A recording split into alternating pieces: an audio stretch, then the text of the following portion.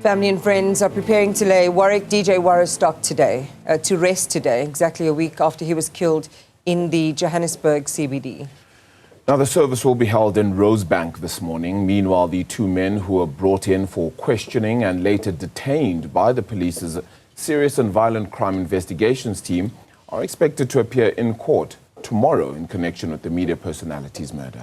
Police say 3 men were involved in the attack, all of whom were captured on CCTV.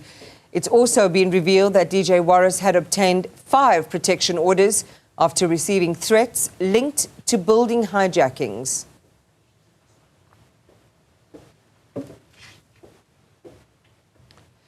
Nqobile Madlala joins us live from Johannesburg, and this is where the funeral service is set to get underway. Nqobile, we saw really emotional scenes and reflections at his memorial service last week. What is expected for this send-off ceremony today? And we understand that presence there is by invitation only. Well, yes, indeed. It is a private funeral, Iman, and one that, of course, is heartbreaking for this family that has lost their son just ahead of the festive season. But we know also at the same time that this family has spoken about how well he was, how good he was to the family, being described as being somebody that glued the family together, that was sort of a pillar of strength for many of them. And also we know that he has been spoken about as a great father at just 40 years old with 3 sons, and just how much time he spent with his sons. Some of those that worked with him in the industry spoke about how he would even bring the 3 sons to his workplace and make sure that they are taken care of, and every single place that he would go to, because he was so devoted as a father. And at the same time, those that have worked with him have also spoken about how even in the workplace he was somebody to count on. We heard from even people he worked with in the radio industry speaking about how they would even go to meetings understanding that he would be a backup, he would be there to assist, he would be there to cover up for his friends, and at the same time being a big brother to those that he worked with on Live Amp.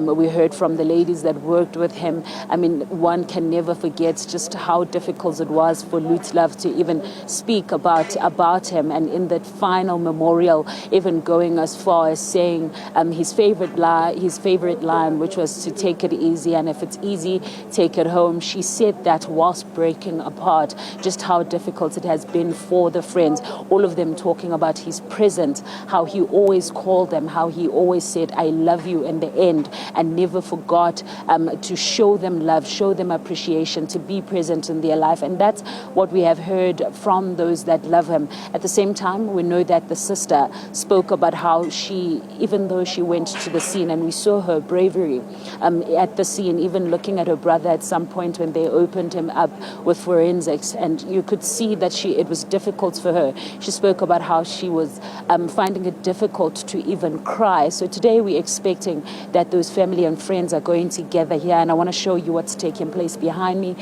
to pay their last respect, and you'll see those preparations are currently underway. They're setting up for this funeral to kickstart, and we know that his friends and families will only start arriving at just about 9 o'clock with the expectation that all the services will begin at about 10, between 10 and 11. Now, what we're seeing there is the setup. His picture is what we saw from yesterday. We are, of course, in Rosebank, and you'll remember that the family kept asking Iman for privacy, and this is the sort of privacy that they have. Even the place that we are in is quite small enough for those that love him and appreciate him to be around him. But what we also know is that they did say that they will have a way for people that have known him to watch online the process that is taking place. Of course, that is some of the things that they're still working on. But of course, it is a very, very difficult moment for the family, for those that love him. You'll know that his 3 boys as well have featured quite greatly in his life. And I want to bring in just a quick guest, Iman, to give us details about that, because this is the granny of those boys that he loved so dearly. Thank you very much for taking your time to speak to us, ma'am. Just maybe give us an idea just how missed is Warras going to be to your family? I can't even talk. He was like a little angel on earth. And he was in our family. His face, his everything was so holy. And he loved his children more than he would loved anyone in the world. I'm the mother, the grandmother of his mother, and I'm the great grandmother of Ethan and Eli, the little boys. And we heard Ethan even in the memorial talking about the fact that he's going to follow up in his dad's footstep, that he will live a life and the boys will live a life that will resemble him. Just take us through how he... I sent him a message to tell him that I'm so proud of you with his message that he had on the media. And I think he was brilliant. He is just like his father.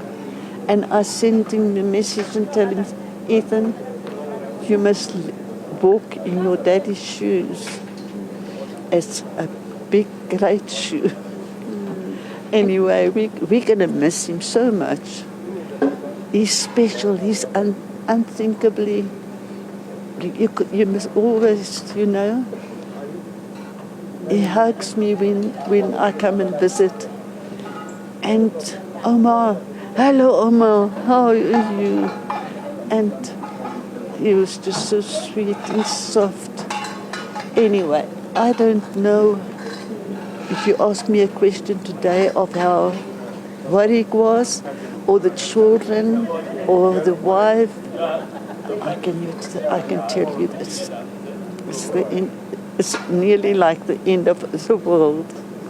We are so sad, so sad.